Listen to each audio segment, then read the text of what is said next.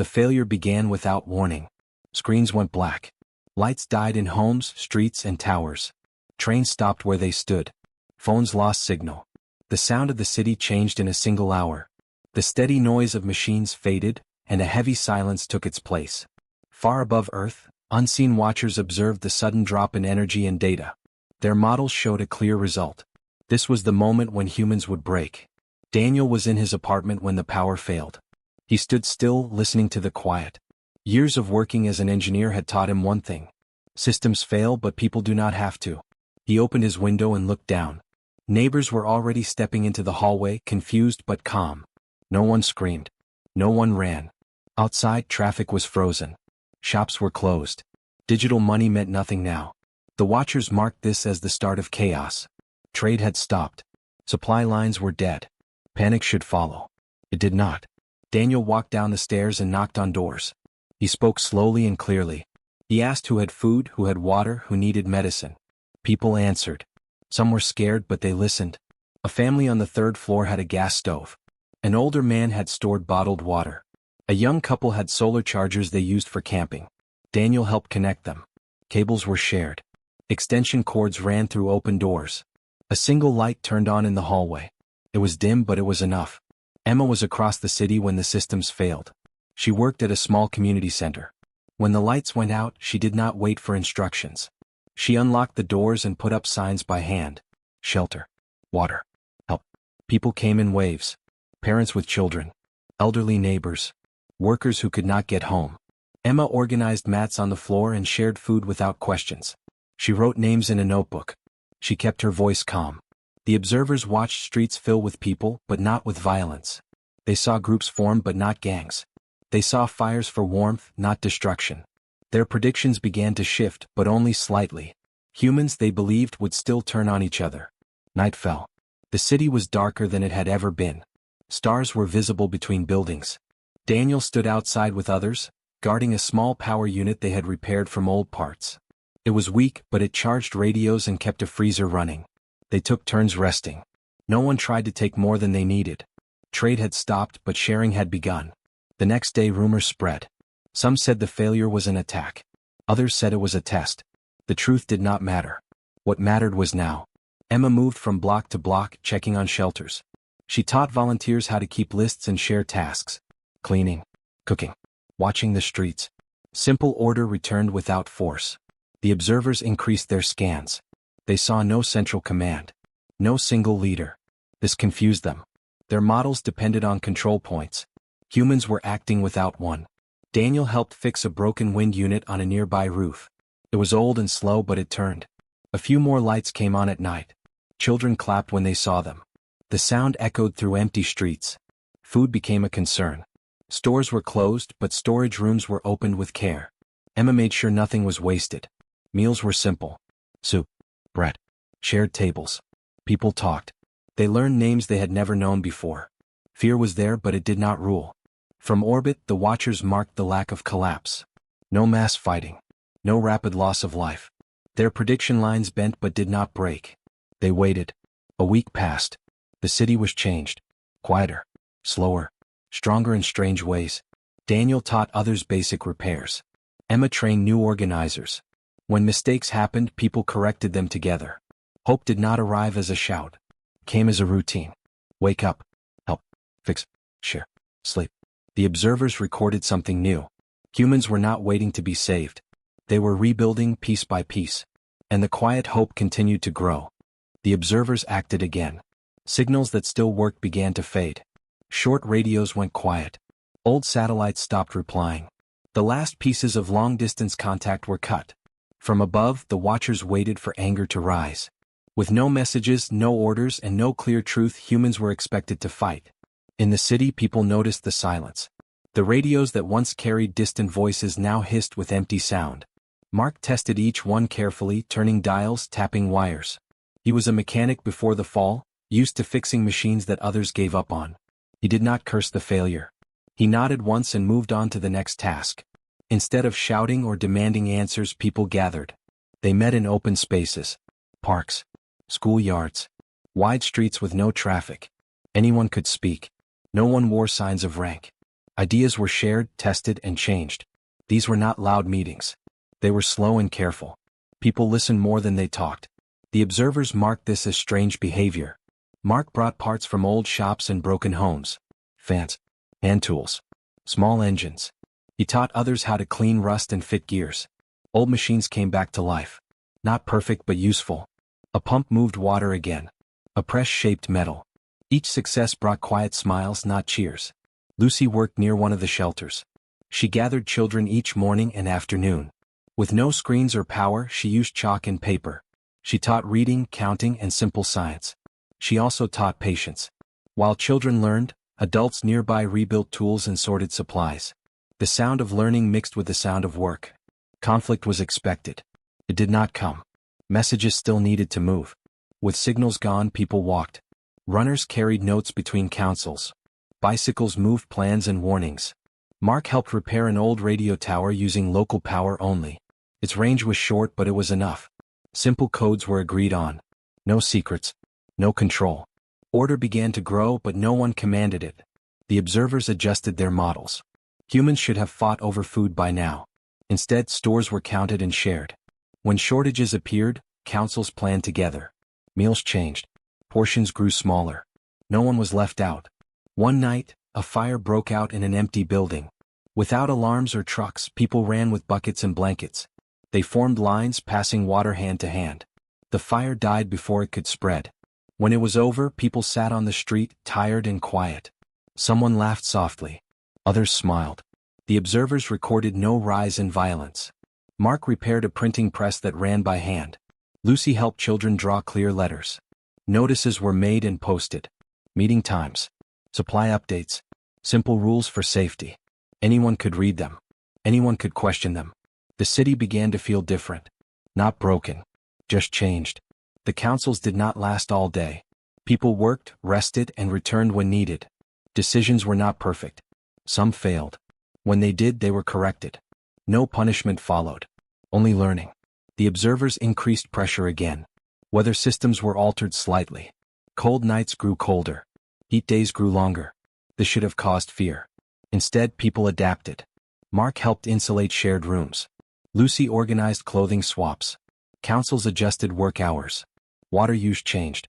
No one waited for rescue. Children asked questions. Lucy answered honestly. She did not promise safety. She promised effort. That was enough.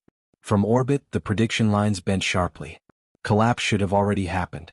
Instead, stability grew from small acts repeated daily. One observer suggested humans were unaware of the test. Another argued awareness did not matter. Results did. At sunset, people gathered again. Not to argue but to share news. A repaired machine. A healthy birth. A solved problem. These moments were noted and remembered. The city had no leader. Yet it moved with purpose. The observers logged a rare event. A model failure. Their prediction began to crack. Resources grew thin as days turned into weeks. Shelves were lighter. Fuel was saved for only the most needed work. Tools wore down. From far above, the observers watched closely.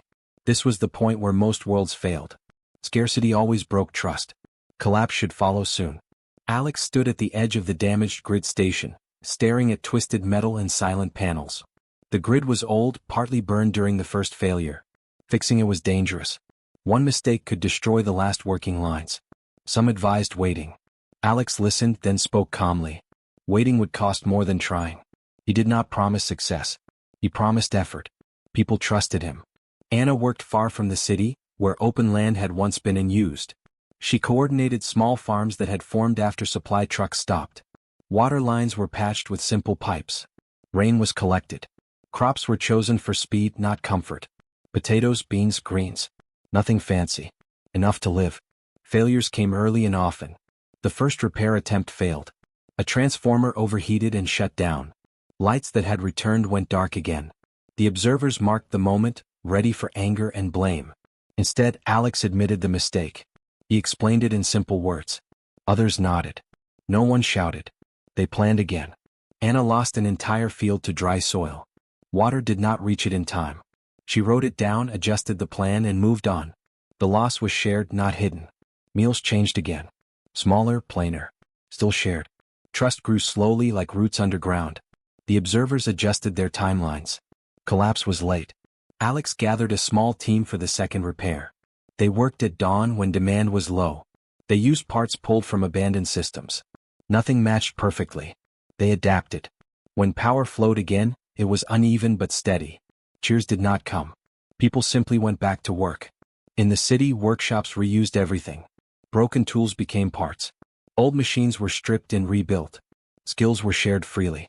No one owned knowledge anymore. If someone learned something useful, they taught it. Anna coordinated runners between farms and shelters. Food moved where it was needed most. No single place kept extra. Hoarding faded not by force but by trust. People believed more would come because effort continued. The observers noted a pattern. Humans did not react fast with fear. They reacted fast with change. A water line broke near one shelter. For hours there was no clean supply. Children waited quietly while adults worked. When water returned, it was warm and tasted of metal. People drank it anyway. Complaints were rare. Gratitude was common. Night meetings grew shorter. Plans were simpler. Everyone was tired, but no one gave up. Alex slept on a bench near the grid station. Anna rested near the fields. They were not heroes in stories. They were tired people doing needed work. Weather shifted again. Heavy rain flooded one farm. Another dried out. Anna changed routes. Alex reinforced lines. Failures stacked up, but each one taught something. People learned where not to build, what not to fix, what could wait. The observers waited for panic. It did not come. Children helped where they could. Carrying notes. Sorting seeds. Learning how things worked. Lucy's lessons continued in short sessions. Education did not stop. It changed. Children learned why clean water mattered. Why wires needed care. Why food took time. Trust replaced fear in quiet ways. When Alex announced the grid would go down for a full day to prevent damage, no one argued. People prepared. Candles were shared. Work shifted. Songs were sung at night. Darkness passed without incident. Anna faced a hard choice when water ran low. Two areas needed it more than others. She called a council. The decision was made together. No one left angry. The next rain solved the problem days later. From orbit, the observers reviewed the data again. Stress was high. Resources were low. Yet stability remained. Cooperation increased under pressure instead of breaking. Earth kept standing. Alex watched the grid lights glow at sunset, uneven but alive. Anna walked the fields, checking soil by hand. They did not know they were watched. They only knew tomorrow needed work. And so they rested briefly, ready to continue. Far above Earth, the observers argued for the first time. Their screens showed stable lines where collapse should have appeared. Models were compared and discarded. One voice said the error was small. Another said it was deep. Humans were not following expected paths. Pressure had increased, yet resistance had not turned into conflict. Instead, something else had grown. On the ground, people did not feel like winners. They felt tired. But they also felt capable. Knowledge moved freely now. No one kept skills to themselves. If a person learned how to fix a valve or clean water, they taught others the same day. Notes were written by hand and shared. Simple drawings explained complex ideas. Mistakes were marked so others would not repeat them. James stood in an open yard near the old transit station. He had worked in safety training long before the failure. Now he trained volunteers. Not soldiers, just helpers. He showed how to lift safely, how to shut off lines, how to spot weak structures. His rules were short and clear. Stay calm. Work in pairs. Ask before acting. People listened because his advice worked. Groups rotated through training. Young adults. Older workers. Anyone willing. No uniforms. No ranks. Just shared practice. When someone learned faster, they helped the next person. James did not command. He guided. Claire worked inside a hospital that had lost half its power and most of its machines. One wing had been closed since the first blackout. She walked its halls with a notebook, checking walls, pipes, and doors. She did not wait for perfect tools. She used what was there. Volunteers cleaned rooms by hand. Windows were opened for light. Old beds were repaired. Simple equipment was built from spare parts. Nothing looked modern, but it worked. Patients were moved carefully. When the first room reopened, there was quiet relief. Healthcare returned slowly but stronger in some ways. Systems across the city were changing. The power grid no longer depended on one path. Alex and others had helped break it into smaller parts. If one failed, the rest held. Water lines were looped instead of straight. If one broke, another fed the area. These designs were simple but smart. Old limits were left behind. Before, speed mattered more than strength. Now strength mattered more than speed. People accepted slower results if they lasted longer. Repairs were tested, then tested again. Shortcuts were avoided. When something failed, it was studied, not blamed. The observers watched this with growing concern. Their tests assumed that knowledge would become a tool of control. Instead, it had become a shared shield. James finished a session and watched volunteers practice without him. They corrected each other. They asked questions. They laughed when mistakes were small. Training continued even when he left. That was the goal. Claire stood in the restored wing and listened to steady breathing. Patients slept under blankets warmed by simple heaters. Nurses moved quietly. There were no screens, no alarms. Just people watching people. Outside, new workshops formed. Not factories but shared spaces. Tools were stored openly. Anyone could use them if they returned them clean. Signs explained how to fix common problems. The same signs appeared across the city, copied by hand. The observers tried to introduce new strain. Minor system failures. Delays. Noise in the remaining signals. Humans adjusted without panic. Backup plans were already in place. When one idea failed, another replaced it quickly. Rebuilding did not rush forward. It settled in. Children grew up inside this new rhythm. They learned by doing. They asked why designs were simple. Adults answered honestly. Simple things are easier to fix. Simple things are harder to break. James noticed fewer accidents. Claire noticed faster recovery. Alex noticed fewer grid drops. Anna noticed steadier harvests. None of them claimed credit. They shared results and moved on. The observers met again. One suggested ending the test. Another suggested deeper pressure. A third pointed to the data. Humans were not just surviving. They were improving under strain. Their systems were less fragile than before. On Earth, evening lights came on across neighborhoods, uneven but reliable. People gathered for meals. Food was still plain but enough. Conversations were calm. Plans were made for tomorrow, not with fear but with care. Claire closed the door to the restored wing and marked it complete. James handed training notes to a new group and stepped back. Knowledge no longer needed him alone. Humanity was not rebuilding the old world. It was building a better one, piece by piece, without knowing who watched. And above them, the observers fell silent, unsure of what they were seeing. The observers gathered in silence. Screens showed long lines of data, steady and calm. There were no spikes of panic. No signs of collapse. Time had passed far beyond the expected breaking point. The result was clear even if it was not expected. Collapse did not come. Unity did. They reviewed every phase of the test. Power loss. Signal cuts. Resource pressure. Environmental strain. Each step should have pushed humanity into conflict. Instead, humans had slowed down, shared more, and adapted faster. The observers marked the final record with care. Earth was labeled resilient. Earth was labeled aware. There was debate, but it was brief. No further action was approved. The test had failed, or perhaps it had succeeded in a way they did not understand. The observers powered down their systems and turned their attention away. Their ships adjusted course and slipped quietly into deep space, leaving no sign they had ever been there. On Earth, no one felt the moment they left. The city woke before sunrise. The air was cool and clean. Daniel stood on the roof of a low building, holding a warm cup made from boiled water and dried leaves. Below him, the city rested. Not asleep, but calm. A few lights were already on, steady and soft. Emma joined him, wrapping a jacket around her shoulders. They stood without speaking for a while, watching the sky grow lighter. This had become their habit. Sunrise meant the systems had held through the night. One by one, more lights appeared. They did not flash or surge. They came on slowly, block by block. Homes. Workshops. Clinics. Street lamps built from old parts. The grid was uneven, but it worked. Daniel checked a small meter beside him. Stable. He allowed himself a small smile. Emma looked down at the streets. Early walkers moved with purpose. Someone pushed a cart of tools. A pair of volunteers carried water containers. A child ran ahead, laughing, holding a folded note meant for another block. No one rushed. No one hid. The city no longer felt broken. Daniel remembered the first night of darkness. The fear that had sat heavy in his chest. He remembered expecting chaos and finding quiet cooperation instead. Emma remembered opening the shelter doors without knowing how many would come. She remembered realizing she did not need to know everything. She only needed to begin. They had not planned to lead. They had simply acted. Below them, a hospital window glowed brighter. Claire's restored wing was awake early. A delivery of clean sheets had arrived overnight. Nearby, a training yard echoed with soft voices as James guided a new group through basic drills. Mark's workshop hummed as a rebuilt machine turned slowly. Anna's runners moved food from fields that now showed green lines of new growth. The city breathed as one system made of many small parts. Emma spoke quietly.